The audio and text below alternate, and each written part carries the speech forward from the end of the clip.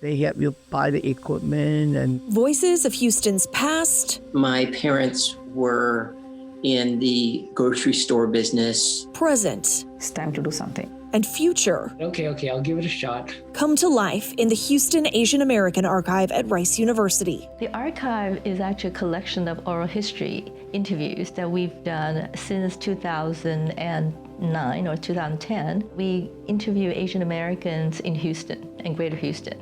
The archive is filled with stories from the people who lived them.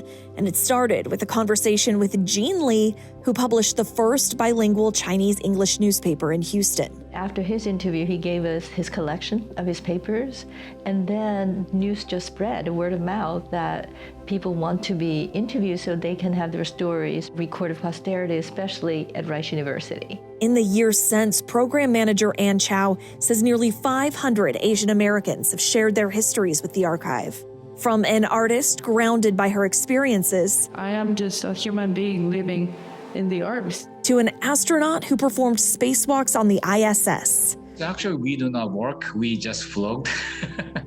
An activist moved by what she saw happening in her community. There were a lot of people who didn't want to get directly involved, but they were willing to help in their own way. And an entrepreneur shining the Hollywood spotlight on Houston. And you said you always want to have your own legacy.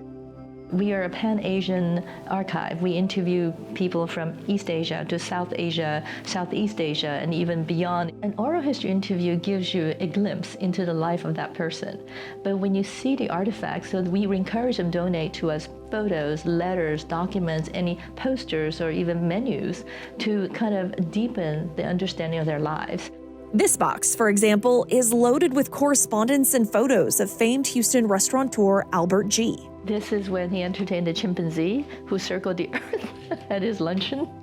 His restaurant, Polyasian, was the place to see and be seen in the 60s. And his wife, Jane, helped support the Miss Chinatown Scholarship Pageant. And made it into a very important, respectable event. Those posters and pictures, all packed into boxes at Woodson Research Center, are a treasure trove for scholarly researchers. But we also have people coming and using the collections for other kinds of uses that you might not imagine. Like we have a local theater company coming in the next few weeks to talk about using these collections to help build the stage design and things that relate to a play that they're doing that is supposed to look like Asian American Houston in the 70s. The archive breathes new life into the history of Asian Americans in Houston, one story at a time. That is something I think is important for the city, but also very rewarding for those of us who created this archive.